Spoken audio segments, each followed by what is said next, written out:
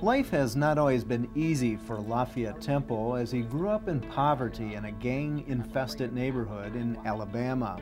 His family moved to Minnesota for something better, but the hope for a better life came shattering apart a decade ago.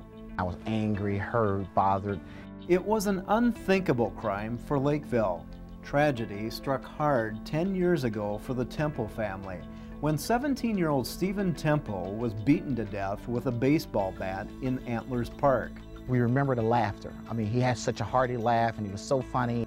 Lafayette is one of Stephen's older brothers. Lafayette will never forget the day he found out his brother had been murdered. He received the dreaded news on the morning of his birthday back in August 2000. My birthday, it's never been the same since then. It's kind of been tough for me every year. Stephen's unimaginable death not only took a toll on Lafayette, but his entire family. They really took a lot out of me and really tore our family apart with doing those things. So the family's strong but tore us apart, meaning that they took a piece of our strength.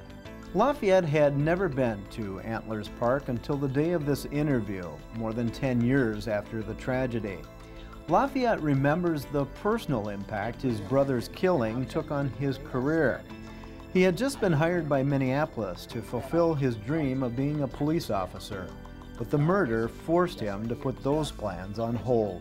I went through a spiral a little bit, you know, after that happened. I kind of lost my way, didn't know where I wanted to go. I know I wanted to be a cop, but bounced around in jobs here and there, and I put that happy face on, you know, everything's fine, I can make it.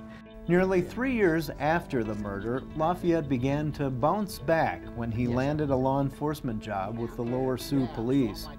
Since then, he's nearly finished his bachelor's degree and has plans to get a master's degree. He credits his late brother with giving him the motivation to move on. What happened to him, I mean, it gives me that strength. I'm like, you know what? Because he knew I wanted to be a cop too, and he wanted to follow in my footsteps.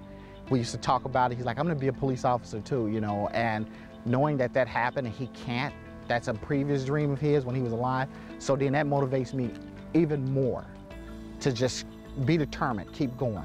Lafayette is using the tragedy in other positive ways. He's become a motivational speaker for young people.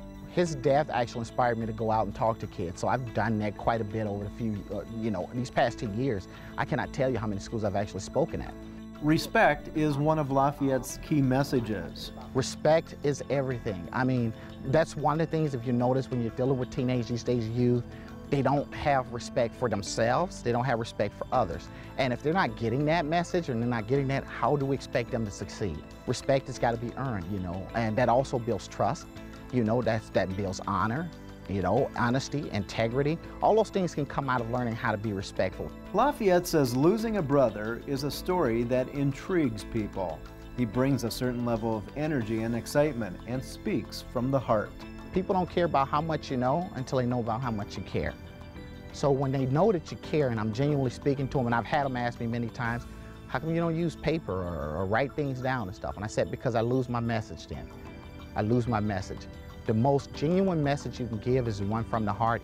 Several people were charged in connection with the murder of Lafayette's brother, and while he still continues to come to grips with what happened, Lafayette doesn't have any hatred in his heart. It's not gonna make me feel any better to get revenge. It's gonna make me feel worse than what I was. Those young men did what they did, and they have to live with that for the rest of their life. My job is to forgive and then move on. In life, you know, their time will come.